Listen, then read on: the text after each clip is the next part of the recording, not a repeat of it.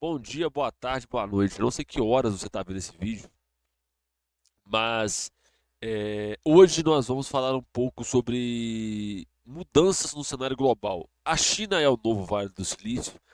Eu sei que saiu aquele debate do Caporizzo com o Humberto Matos, mas ainda não saiu os cortes. Até no momento que eu gravo isso, não saiu os cortes, né?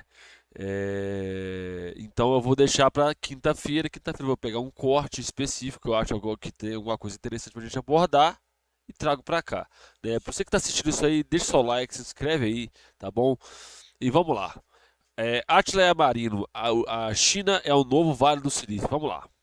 Você tem noção do estrago que o lançamento da IA da DeepSeek fez no Vale do Silício? Talvez você tenha ouvido falar que a bolsa de valores que concentra as empresas de Gente, qualquer coisa, minha voz é um pouco diferente, é porque eu tô gripado, o nariz tá um pouco entupido, tá? tecnologia do Vale, a Nasdaq, viu mais de US$ 1 trilhão de valorização de ações evaporar em menos de um mês do lançamento do DeepSeek. No começo de março, quando eu escrevi esse vídeo aqui, a desvalorização continuou e a Nvidia, que é a fabricante de chips de inteligência artificial, que a própria DeepSeek usa, perdeu sozinha mais de US$ 1 trilhão de valorização. O que você talvez não tenha ouvido falar é que ao mesmo tempo que as empresas do Vale do Silício caíram, a Bolsa de Valores de Hong Kong, que negocia principalmente empresas de tecnologia chinesas, subiu mais de 20%.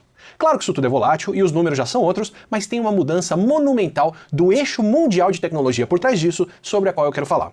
Com a DeepSeek, empresas chinesas deram um Vale do Silício para cima do Vale do Silício e vale entender o que está acontecendo. E claro, antes de partir para a comparação, tem uma dica para você que quer privacidade e praticidade. Esse vídeo aqui tem o apoio da Surfshark, que é a VPN que tem aplicativos e configurações para a maioria dos sistemas, e você pode usar tablet, tela, que você tem 4 meses grátis de assinatura, você tem mais do que VPN, tem o mesmos dados. E de volta ao Vale. O Vale do Silício é aquela região da Califórnia que concentra De volta ao Vale.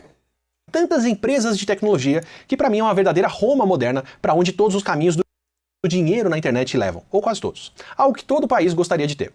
Onde está o Vale do Silício do Brasil? O da Europa talvez esteja na Inglaterra, segundo eles, ou em Portugal, ou na Irlanda, ou na Estônia, ou na Dinamarca, onde está sendo construído em ilhas artificiais, ou talvez esteja fora da Europa, em Israel, ou na Índia, ou em Singapura. Com tantos candidatos, ninguém leva o título. Mas eu quero argumentar que a DeepSeek mostra que a China não só é a candidata mais forte, como já repete alguns dos feitos dessa região tão famosa dos Estados Unidos. Antes de tudo, Vale do Silício não é um acidente. É o resultado de muito planejamento e muito investimento do governo dos Estados Unidos, da época em que investiam em futuro, principalmente em resposta ao momento Sputnik, que não foi bem um momento específico pontual, mas sim uma mudança de mentalidade que se abateu nos Estados Unidos quando a União Soviética lançou com sucesso e primeiro o Sputnik 1 em 4 de outubro de 1957, que foi o primeiro satélite artificial colocado em órbita, para menos de um mês depois colocar a Laika em órbita, a cachorrinha, com o Sputnik 2, e o golpe final dos Estados Unidos vem em dezembro, quando na vez deles colocarem o seu primeiro satélite em órbita, o Vanguard, muito menor, o foguete mal saiu do chão direito e explodiu. Aí descobri que a União Soviética estava tão mais avançada, deu um impulso que realmente colocou os Estados Unidos na corrida espacial. Em 1958, não só criaram a NASA, como aprovaram o National Defense Act e passaram a investir muito mais em educação, principalmente educação de nível superior, em matemática, programação, ciência, engenharias.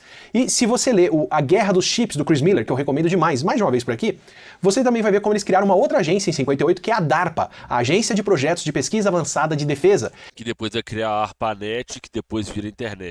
que deveria ajudar o país a liderar em computação e conectividade e, entre outras coisas, financiou e incentivou o desenvolvimento de empresas de tecnologia, como várias do Vale do Silício, e da infraestrutura básica de como a ARPANET, que foi o começo da internet, começou. Sim, tanto o Vale do Silício quanto a internet, que viabiliza o grosso dos trilhões investidos na Nasdaq, são resultado direto de investimento público em educação, inovação e infraestrutura, e um sistema que dava espaço para quem começava. Como Jonathan Taplin conta em Tá, mas aí acho que é importante você pontuar o seguinte, porque quando você fala em investimento em ciência, e é sempre o Estado que faz esse investimento, porque, gente, é muito caro. O povo fala como se investir em ciência fosse ter certeza de resultado. Nem sempre é certeza de resultado. Pode ser que você invista bilhões em uma pesquisa e ela não dê em absolutamente nada. Isso acontece muito. É uma área de extremo risco para investimento. Você entendeu? E outra coisa também, muita da ciência que a gente conhece, ela vem de ciência, ela é oriunda do trabalho de ciência de base. O que é ciência de base? É aquela ciência que é desenvolvida e não tem utilidade nenhuma para o usuário final, para a população, né? E aí depois, através dessa ciência de base, vai ser desenvolvida alguma coisa que vai ter utilidade, né? Um exemplo prático, um exemplo que eu posso dar, e até de uma série, mas serve como uma ilustração. Quem já viu Big Bang a Teoria vai ver que lá pro final da série vai ter um momento que o Leonard e o Sheldon eles desenvolvem uma pesquisa com hélio superfluido. Só que é uma pesquisa que, segundo até eles mesmos falam que não vai dar em nada, vai ser só uma publicação, que não vai dar dinheiro, né? Porque é uma ciência de base, ela não tem utilidade até aquele momento. Aí depois alguém, acho que é o Howard, né, que fala, se a gente pegar essa tecnologia que vocês criaram, a gente cria um sistema de localização, que aí vai ter uma utilidade lá na frente. Então, ou seja, você tem uma ciência de base, né, que é muito cara de ser desenvolvida, né, que requer milhões, tempo de pesquisa, um tempo muito longo de pesquisa, né, muito dinheiro envolvido. Que aí essa ciência vai revelar algo, ó, por exemplo, nós criamos essa parada do. Vou pegar o exemplo do Big Bang Theory. Nós criamos esse dispositivo aqui de hélio superfluido que serve que. O resultado é esse aqui. Beleza, se entregam lá os resultados. A partir daquela ciência de base, alguém vai criar outra coisa que aí sim vai ter utilidade, né? É, você tem pesquisas lá, por exemplo, no Brasil, que o cara vai lá na floresta amazônica, pega uma planta, disseca ela e mostra. Essa planta que tem tais substâncias que algumas são usadas como analgésico pelos indígenas e são usadas para tratamento de tal doença, de febre, né? Aí vai um farmacêutico, vai pegar aquela substância, vai destrinchar aquela planta, vai olhar, ó, dessa substância aqui nós conseguimos fazer tal medicamento, dessa outra substância aqui nós conseguimos fazer tal medicamento, você entendeu? Então, tipo assim, a ciência de base, ela é muito cara e o resultado dela é, tipo assim, muito, não é muito relevante para a vida em sociedade, para a utilidade em sociedade, mas ela vai abrir caminho para outras pesquisas que são úteis para a gente, né? E todo esse processo não tem garantia dele ser lucrativo, dele ser economicamente lucrativo, né? Então o que acontece? A iniciativa privada não investe nisso porque ela não tem certeza de resultado. A iniciativa privada, né, o capital privado, só investe quando ele tem certeza de resultado, né? Então, como ciência não é certeza de resultado, quem tem o grosso do dinheiro é o Estado. Move Fast and Break Things, um livro presciente que eu também recomendo, toda a tecnologia de ter um computador com interface gráfica, que podia ser manipulado com um mouse, usando o teclado e que oferece videoconferência, conexão em rede e mais, foi financiada pela DARPA ainda na década de 60. Na década de 70, a Xerox contratou um dos líderes da DARPA e aplicou essas ideias no Xerox Alto, que foi lançado em 73, que foi o primeiro computador pessoal com tecnologias que revolucionariam a nossa vida. Só que a Xerox, uma empresa especializada em vender equipamentos enormes, caros e especializados para outras empresas, as máquinas de Xerox, não tinha interesse em vender um equipamento de uso pessoal desenvolvido para empoderar criativos, pessoas que trabalham e que se ligavam numa rede descentralizada. Fizeram aí 2.000 unidades do Alto que acabaram mantendo nos próprios escritórios da Xerox, já que um computador com teclado e interface bonitinha era coisa de secretária na mentalidade da época. Aí, anos depois, uma empresa nova que estava fazendo muito sucesso com o seu primeiro computador pessoal licenciou o Alto, copiou o que interessava dele, otimizou o produto e lançou uma versão mais barata e mais acessível em 1984 chamada Macintosh. Era a Apple. 40 anos depois, a Apple vale mais de 3... E aí a parada, quando ele fala da Apple, é importante destacar, quando você pega a Apple, por exemplo, o sucesso que a Apple tem não é porque ela criou tecnologias, ela compra tecnologia. Os caras compraram um monte de tecnologia dos outros, licenciaram, que nem o exemplo que ele dá aqui, e lançaram com a roupagem mais funcional para o usuário final, né? Então, tipo assim, a Apple não é uma empresa que cria as coisas, eles só se apropriam das coisas e dão uma nova utilidade, só isso. 3 trilhões de dólares, enquanto a Xerox, que vendeu a sua participação na Apple em 86, valia menos de 1 bilhão de dólares. Em 85, uma outra empresa recém-criada copiou o sistema operacional que a Apple monopolizava e começou a vender isso de forma mais aberta, que todos os computadores pessoais poderiam rodar. Era a Microsoft. 40 anos depois, a Microsoft também vale mais de 3 trilhões de dólares, enquanto a IBM, que vendia a maioria dos sistemas fechados, complexos e orientados para o ambiente corporativo da época, valia menos de 250 bilhões. Foram empresas pequenas, enxutas, ganhando na base da inovação disruptiva, um tanto de cópia e passando a liderança de gigantes lentas que já estavam tão grandes e tão embrenhadas em governo e outras coisas e grandes mercados que não tinham condições de competir. Pelo menos se você comprar o discurso do Vale do Silício. Aí corta para janeiro de 2025, quando o DeepSeek foi anunciado e muito sobre o Vale do Silício mudou. Depois de décadas de inovação, onde pequenas empresas criaram tecnologias acessíveis que empoderavam usuários, o Vale do Silício se tornou a sede dos gigantes que costumava desbancar. Como o modelo de sucesso recente que a OpenAI mostra. Fazendo o que deve ser um speedrun de uma gigante do Vale do Silício, em menos de 10 anos depois que foi lançada, a OpenAI já é avaliada em bilhões de dólares e já depende de vender histórias para se manter funcionando. O ChatGPT impressionou nas versões iniciais, mas está ficando cada vez mais caro para gerar versões mais complexas e as funcionalidades são cada vez mais vagas. Segundo a OpenAI, o GPT 4.5, lançado em 2025, aspas aí, parece mais natural, tem um entendimento mais profundo do mundo, tem mais intuição estética e criatividade e tem uma inteligência de um tipo diferente, uma mágica que eu nunca senti antes. O que ele faz de novo ou diferente das versões anteriores? Não sabemos. Consegue fazer matemática básica, como dizer se um número é maior do que o outro? Não. Só que o ponto é gerar modelos cada vez maiores e cada vez mais caros, porque a OpenAI depende de investimento constante de quem cai nessa história. Pelo menos enquanto... E aí aquela questão do tipo assim, porque a OpenAI, ela trabalha na perspectiva de monopólio de mercado. Ela trabalha na perspectiva que é o seguinte, a partir do momento que eles tiverem, que eles chegarem na tal singularidade, não vai precisar mais, eles vão fazer aquela porra dar lucro, né? A perspectiva da OpenAI é justamente para isso, para fazer a parada dar lucro, né? Então, ou seja, você toma prejuízo durante um tempo, você domina o mercado, depois você sobe o preço e tem lucro. E aí tem uma parada que, isso que ele fala, isso é muito visível em todas as empresas de tecnologia dos Estados Unidos. Por quê? Eles têm que atrair cada vez mais investimento, atrair cada vez mais atenção tanto da mídia, quanto do mercado, quanto dos consumidores, para continuar cada vez mais se valorizando, né? Tanto é que hoje em dia, se a gente pega, por exemplo, a Tesla está se desvalorizando muito, porque o fluxo de venda de carro não corresponde à expectativa que tem sobre a empresa e tudo mais, né? Enquanto não se E embrenha... aí, quando eles não conseguem, e eles têm que tentar cada vez mais, prometendo cada vez não, que nós vamos fazer uma puta inteligência artificial e que vai ser muito revolucionário. Porra, a Nvidia fez uma demonstração lá com o robô deles, né? Nossa, um robô criado guiado por IA e tudo mais. Porra, a China tem isso há um tempão, velho. Tá ligado? E vocês mostram isso como se fosse revolucionário.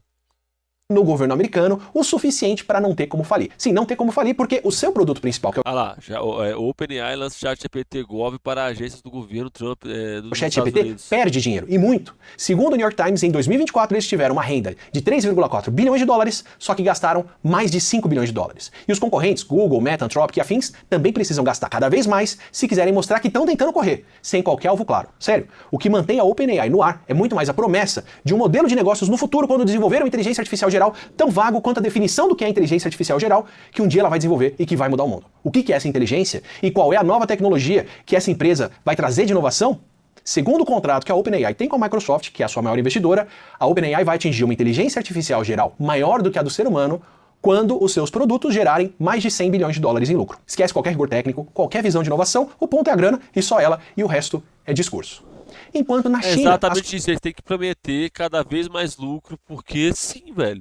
E aí que tá a questão, o capitalismo, as empresas do sistema capitalista, a lógica do capital não tem preocupação com qualidade do produto, não tem preocupação em atender demanda, a preocupação dos caras é só lucro. E o que ele falou é verdade, o que importa é a grana. Não importa se aquilo é viável, não, tá dando grana, então vamos continuar. Você entendeu? Ah, o produto caiu de qualidade, não, mas ainda tá lucrando, então continua. Você entendeu? Essa ideia patética dos liberais, que do capitalismo, as empresas querem atender as demandas, estão sempre preocupadas em atender a todas as demandas com rigor técnico, com qualidade, é mentira, tá ligado? As coisas estão indo num outro ritmo. Depois do momento Sputnik da China em 2016, por conta da inteligência artificial, que foi quando o AlphaGo, que é um programa de computador que joga o jogo Go, usando redes neurais e aprendizado de máquina, que é o mesmo tipo de método que modelos de linguagem como o ChatGPT usam, derrotou o Lee Sedol, que era um dos jogadores mais premiados do mundo na época. O Go não é só muito mais tradicional do que o xadrez na Ásia, ele foi inventado na China, como é bem mais complexo e tem muito mais jogadas possíveis do que o xadrez. Então, isso fez ele ser visto como uma última barreira de habilidade humana, onde nós seríamos melhores do que computadores. computadores indefinidamente, depois da derrota do Kasparov pro Deep Blue, pro computador, no xadrez. O Go teria uma barreira de computação muito maior. E foi do alto da tradição e da soberba de um jogo mais complexo que a China recebeu a notícia da derrota de um ser humano para um computador, mais especificamente um computador rodando um programa de inteligência artificial, e desde então passaram a investir muito mais em educação e pesquisa básica em várias áreas, principalmente na área de inteligência artificial. Enquanto nos Estados Unidos eles estão atacando universidades e prendendo universitários, universidades chinesas como a Zhejiang Daxue ou ZEDA, que é uma universidade pública onde se formaram várias pessoas da DeepSeek e de muitas... E aí é uma questão que ele destaca muito importante, pública. E aí, gente, não sei para quem não sabe, não existe ensino privado na China mais, eu acho, né?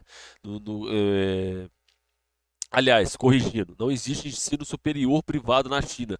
Todas as universidades são controladas pelo Estado. É lógico que ali você tem elas são pagas, mas é um valor muito menor, né? O custo da universidade é muito grande, né? E aí parte desse dinheiro que é pago vai para as bolsas de estudo. As bolsas de estudo de mestrado, doutorado na China são muito gordas. Você tá entendendo? E você tem investimento maciço em ciência e tecnologia por parte do Estado.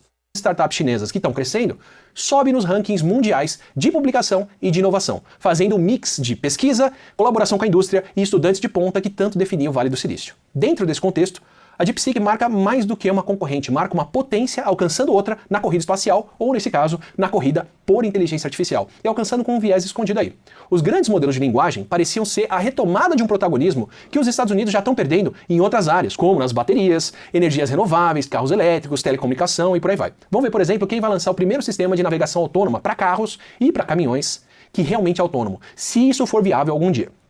Foi por conta dessa competição e do medo de perder o protagonismo que a DeepSeek cortou tão fundo nos Estados Unidos. Como a gente já comentou no vídeo sobre a guerra dos chips, a China e as companhias chinesas estão impossibilitadas de importar os chips mais recentes desenvolvidos com tecnologia dos Estados Unidos, que é basicamente todo chip de ponta, como os Hopper da Nvidia, que são chips muito usados para treinar modelos de linguagem, entre outras redes neurais artificiais, ao custo de 25 a 30 mil dólares a unidade, que as empresas do Vale do Silício estão comprando de baseada, fazendo da Nvidia talvez a única companhia que realmente está lucrando e tem um bom modelo de negócios nessa competição.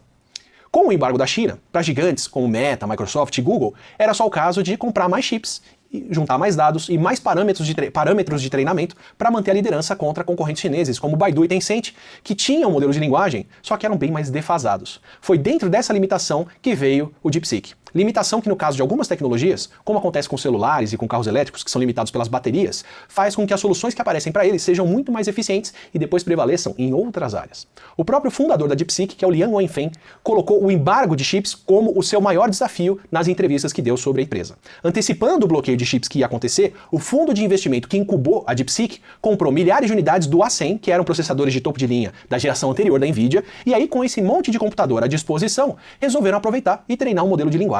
Ao mesmo tempo, sabiam que tinham que treinar um modelo que fosse muito mais eficiente para depois rodar numa condição de muito menos acesso aos processadores mais novos. Aí otimizaram de tudo: treino, comunicação de dados, processamento, tudo. E aí os caras fizeram inteligência artificial que roda na fritadeira, velho. Porra, é absurdo isso. Para poder chegar em resultados comparáveis aos dos grandes modelos, só que usando muito menos recursos. E é trágico e muito sintomático que as empresas dos Estados Unidos não tenham pensado, ou pelo menos publicado sobre, desenvolver formas de otimizar esse processo com menos chips e usando menos recursos. Eles não precisam. É por isso que eles nunca fizeram. Eles nunca precisaram. E aí tem uma questão que todo mundo fala, não, porque a competitividade gera inovação. Gente, o que gera inovação é necessidade. A DeepSeek, ela é um grande marco de inovação para nós, para a contemporaneidade, né? Porque ela conseguiu fazer a mesma coisa com muito menos recursos. Mas os caras não tinham pensado nisso. Eles nunca tinham pensado nisso porque eles não precisavam. Você entendeu? A necessidade de ter que fazer com muito menos recurso, a necessidade que a China enfrentava, as barreiras colocadas para a China, fizeram ela inovar de fato. Então, ou seja, o caso da DeepSeek mostra pra gente que toda esse arquétipo, né, liberal de que a iniciativa privada que desenvolve tecnologia, isso é mentira, né? que a competitividade que gera a inovação, isso é mentira. Então, todo esse exemplo da DeepSeek destrói, cai por terra todo o arquétipo liberal de desenvolvimento tecnológico, de inovação, né? Do protagonismo da iniciativa privada. O DeepSeek ele é muito pedagógico para a gente nesse ponto. Isso é muito bom.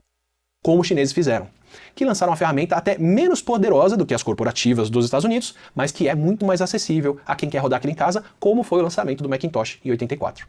A limitação pode não ter sido tão grande quanto os anunciantes do DeepSeek clamam, mas eles entregaram performance suficiente para chacoalhar o Vale do Silício. Começaram lançando um grande modelo de linguagem que é o R1 ou R1, com um desempenho equivalente ao O1 da OpenAI, só que com um custo de operação de 2% do que a OpenAI cobra. Isso não é competitivo, isso é devastador. Também lançaram o Janus Pro. Cara, na moral, e aí uma parada que ninguém se tocou. Ninguém se tocou. Foram destruídos no total de 4 a 5 bilhões de dólares de ativos, trilhões de dólares de ativos nos Estados Unidos. Cara, isso é um rombo muito grande. Você entendeu? Isso é um rombo muito grande. Porque que nem você pega, por exemplo, se o cara tem lá, você pensa, de que 5 trilhões de investimento foram destruídos em menos de 2 meses. Então, ou seja, aquela ação que valia $100, ela começou a valer 50. E a galera que tinha, e os portadores dessas ações perderam dinheiro sem fazer nada, né? Então, ou seja, todo esse investimento da China, todo esse planejamento chinês para desenvolvimento de tecnologia, para desenvolvimento da sua própria economia, para desenvolvimento do seu mercado interno, para desenvolvimento de maneiras de contornar os obstáculos, não só proporcionou a eles contornar esses obstáculos, mas proporcionou a eles causar um grande dano nos Estados Unidos, né? Sem colocar nenhum soldado em terra, tá? Que gera imagens como o DALL-E 3, mas roda num laptop, num computador pessoal, uma ferramenta de trabalho acessível que traz mais funções e mais capacidade. E aí tem uma parada que o DeepSeek, tipo assim, eles têm um modelo nos servidores dele, que você pode usar nos servidores dele, fazer o processamento lá, mas ele tem a unidade local. Então, ou seja, a DeepSeek ela surge como realmente o que a inteligência artificial tem que ser, uma ferramenta de trabalho, não algo que vai gerar as coisas para você usar. E aí, quer ver, entrando um pouco naquele negócio que rolou recentemente, dos estúdios Ghibli. Cara, para e pensa, uma cena de animação, o cara tem que pintar todos os quadros. Por que não esse animador ter essa inteligência artificial? Para quê? Para adiantar o trabalho dele, em vez de ele ter que ficar pintando, desenhando repetitivamente vários quadros, a exaustão, demorando muito tempo para fazer uma determinada cena, ele automatiza parte daquele processo com a inteligência artificial. Ele pega aquele resultado, vai corrigir os erros, porque a inteligência artificial não é perfeita, ela vai ter vários erros. E aí, aquilo ali, o que ele ia demorar 2, 3 meses para fazer, 4 meses para fazer, reduz para algum tempo, para um curto espaço de tempo, às vezes de 3, 4 semanas. Então, ou seja, aquele animador trabalhou menos, né, graças àquela ferramenta, né? Mas como é que a inteligência artificial é usada hoje? Para substituir o trabalho humano, não para ajudar o trabalhador a trabalhar menos. Vocês entendem o ponto? O ponto justamente do problema da inteligência artificial é esse. Não é ela o problema. Porque a partir do momento que você coloca a culpa nas máquinas, vocês estão fazendo igual os ludistas há muito tempo atrás na Inglaterra, que colocava a culpa do desemprego nas máquinas. A culpa do desemprego não é das máquinas, a culpa do desemprego é o sistema no qual as máquinas estão inseridas. O problema não é a inteligência artificial. Você entendeu? A questão que até acho que é Miyazaki, o rapaz, o nome maior do estúdio Ghibli, ele critica ferrenhamente as inteligências artificiais. E eu acho que a crítica dele vai nessa direção, né? De usar a inteligência artificial para substituir o trabalho humano. Esse é o problema. Se a inteligência artificial for utilizada para fazer o homem trabalhar menos e uma ferramenta à disposição do homem, uma ferramenta à disposição do trabalhador, isso não é um problema. Isso inclusive é uma coisa que favorece o trabalhador. Vai ajudar o trabalhador a se desprender daquele trabalho exaustivo, extenuante, cansativo e repetitivo. Vocês entendem? Vai sobrar mais tempo para ele fazer outras coisas, às vezes para ele fazer outros trabalhos. No caso dos artistas, desenvolver outros projetos, né? No caso do trabalhador convencional, vai fazer com que ele trabalhe menos e ele tenha mais tempo com a família dele, não é? Mas aí que tá o dilema todo em cima da questão da inteligência artificial está nesse ponto. Qual que é a utilidade dela? Né? Eu acho que eu vi aquele rapaz do Zavak, eu acho que é o nome dele é esse, do Tecnologia e Classe, da Soberana, que ele fala de tecnologismo, que é aquela questão dos caras de inteligência, que artista, que vai inundando a inteligência artificial com várias artes sem sentido algum, para inutilizar ou ou fazer com que ela dê resultados ruins em geração de imagem. Aí o que a empresa que foi lá, aí que a empresa dona da inteligência artificial foi lá e fez, bloqueou esse tipo de input, tá ligado? O problema não é a IA, o problema é como a IA é administrada. Para quem usa, e não num servidor gigante com processadores que começam em 100 mil reais, um equipamento enorme, caro e especializado para empresas. Eles não lançaram um modelo de linguagem melhor do que o ChatGPT, o que motivaria toda uma corrida por quem tem a melhor IA e mais chips e mais processadores e mais investimento. Eles lançaram um modelo equivalente, só que muito mais barato. O que destrói o modelo de negócios de quem Não, queria... e tem outra. Aí que tá a questão que também ninguém se atinou. A DeepSeek foi a primeira. A DeepSeek já lançou a versão melhor. A Alibaba já lançou uma inteligência artificial melhor que a DeepSeek. A Tencent está perto de fazer a mesma coisa. Não sei se já fez. Então, ou seja, aqui ele destaca o exemplo da DeepSeek, mas não é só a DeepSeek, tá, gente? Você tem outros modelos, você tem outras inteligências artificiais sendo desenvolvidas na China. competir por quem tem mais recursos, tanto que derrubou as ações da Microsoft, do Google, da Nvidia, da Meta, entre outras. E o pior, ainda fizeram isso de maneira aberta, o que desarma argumentos contrários. Disponibilizaram não só um artigo de acesso aberto Só explicando... um comentário, ali a meta está positiva, mas ela realmente caiu. Então o que acontece? Ela pode ter, ela caiu, mas naquele momento que ele tirou o print, pode ter recuperado alguma parte desse valor e tal, e aí considera como saldo positivo, né? o R1, como publicaram o código-fonte aberto open source. Assim, ao invés de desqualificar como exagero... E aí uma parada que vale destacar, quando saiu essa parada, tem um brother meu que eu tô começando a desenvolver um projeto específico com ele que envolve programação, né? E aí eu mandei pra ele, ele falou, cara, pera aí, eu vou baixar o artigo e vou ler o artigo. Ele baixa, aí é lógico, eu esperei, né? Porque aí ele baixou o artigo, foi lendo, ele falou, cara, realmente, isso aqui que eles fizeram, ninguém fez. E realmente é melhor que o ChatGPT, né? Por quê? Eles não só fizeram de código aberto, eles publicaram um artigo científico explicando como eles fizeram. E o que que implica no artigo científico? O que que implica isso? Que é aquela questão, tipo assim, uma ciência, ela prevê a falsibilidade. Então o que que acontece?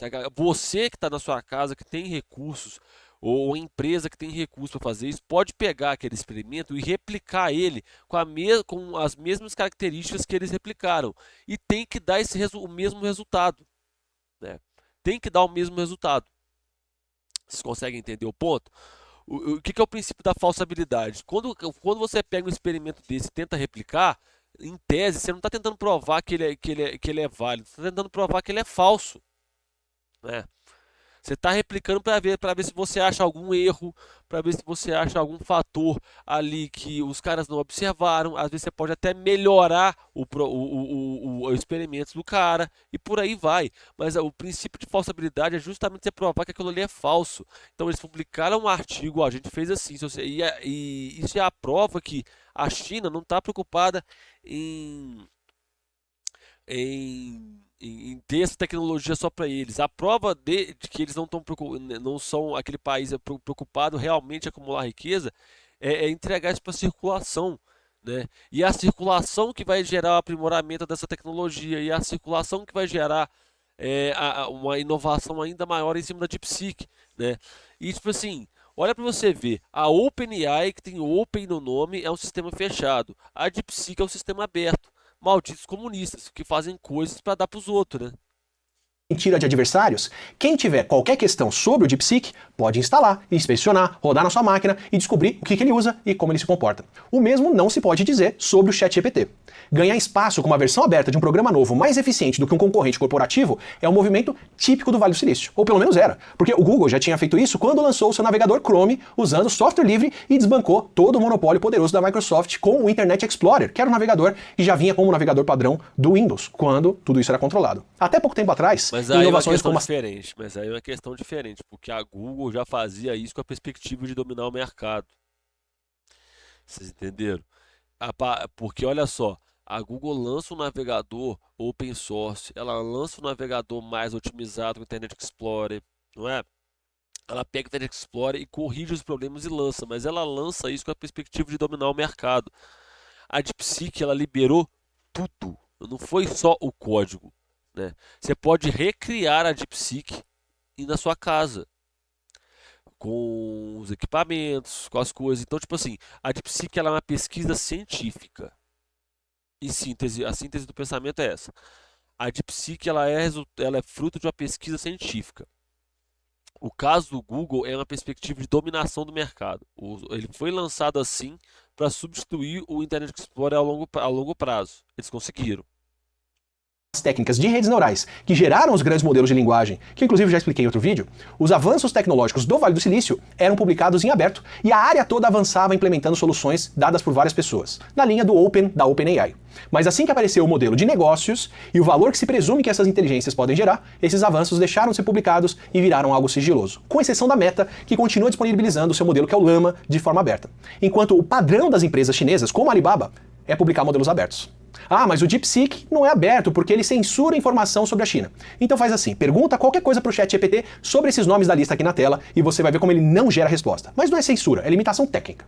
O Grok, que é a inteligência artificial do X, foi censurado assim que falou mal dos seus donos.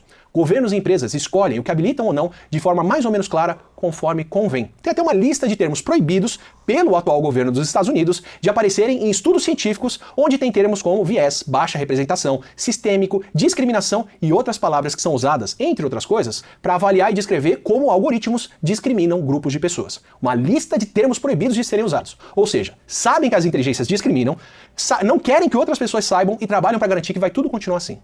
Na verdade, os primeiros a publicarem... E aí, olha para você ver, e o Atila ressalta uma coisa que é importante. Quando é do lado da China, é a manipulação, né, é o Estado metendo a mão, mas quando é do lado dos Estados Unidos, não, é só uma restrição. Em essência é a mesma coisa, mas a forma é diferente. Artigo científico demonstrando... A forma que eu falo é conforme a forma com qual isso é expressado para o público, né? Como que é o procedimento de iteração do modelo OAN da OpenAI?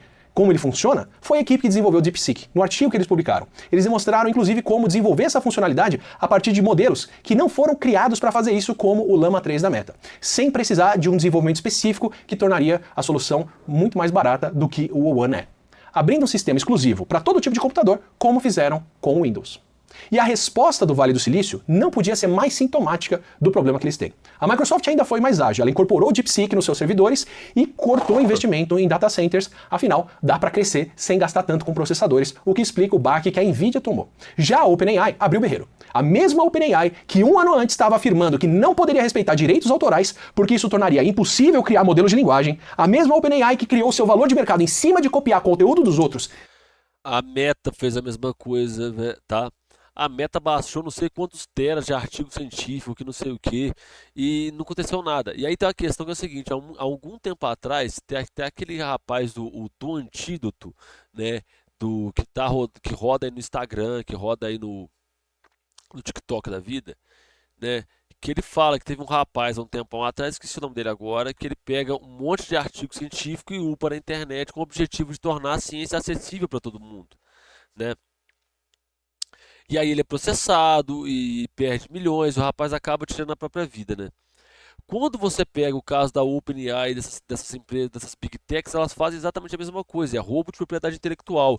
Aquela thread linda que o povo está fazendo com as animações do Estúdio Ghibli, aquilo ali é roubo de propriedade intelectual, tá? É roubo. Né? Mas como é uma Big Tech fazendo, como são bilionários fazendo, não é crime. Não é que não é crime, né? Não é julgado como crime, não é visto como crime. Mas por quê? São bilionários fazendo, e bilionário pode tudo. Numa sociedade aonde tudo é mercantilizável, né? Você ser um criminoso ou não depende da sua posição social. Porque se você é pobre e rouba, você é um bandido, você é um safado, você não gosta de trabalhar, né? Mas quando é uma pessoa de classe média ou classe média alta, é cleptomaníaco, gente. Isso aí é patologia, não é?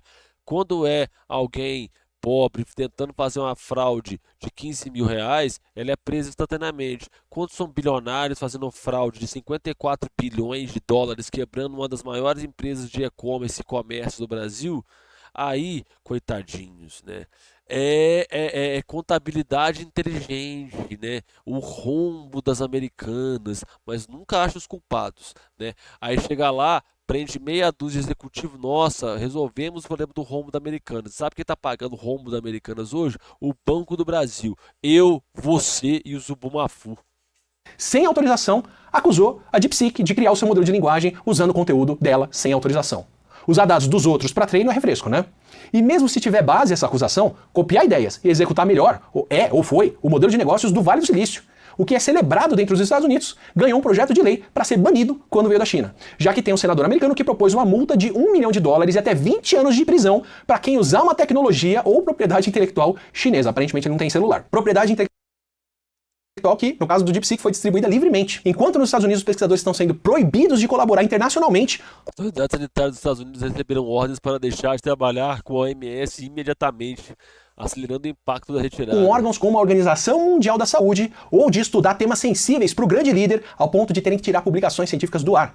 Enquanto fármacos desenvolvidos por startups de saúde chinesas começam a aparecer entre os medicamentos mais valiosos do mercado, na mesma linha do DeepSeek. Em outros casos, como o TikTok, a inovação chinesa em tecnologia já estava competindo melhor nos termos americanos de cliques de usuários do que as próprias empresas do Vale do Silício, ao ponto que tentaram e ainda não conseguiram bloquear o TikTok por lá. No hardware, o bloqueio da Huawei na telecomunicação segurou a concorrência. Nos carros elétricos, impediu ele de entrar. Mas no caso dos chips, esse gargalo tecnológico ajudou os chineses a serem mais inovadores. Curioso ver a inovação aberta quebrando a perna dos Estados Unidos quando... E aí tem aquela parada também, né? Os carros chineses. Gente, hoje, você sai de casa, se você mora em... Cara, eu tô vendo carro chinês todo dia, na minha cidade pequena, que é de 27, 25 mil habitantes, entre 25 e 27 mil habitantes, né? Você encontra carro chinês com a maior naturalidade lá. Aqui, na cidade onde eu faço faculdade, eu vejo carro chinês, vários, entre 5 a 10 modelos diferentes por dia, sem serem os mesmos carros. Você entendeu? Carro chinês hoje é comum no nosso dia a dia. A China está dominando o mercado global de pouco em pouco. Não tem como parar mais. Você entendeu? E aí cada vez mais eles se tornam presentes, cada vez mais eles vão dominando, rompendo fronteiras do campo científico, técnico, e cada vez mais eles se fazem presentes e imboicotáveis no cenário global. Recentemente, né, eles assinaram um tratado de livre comércio com o Japão e com a Coreia do Sul.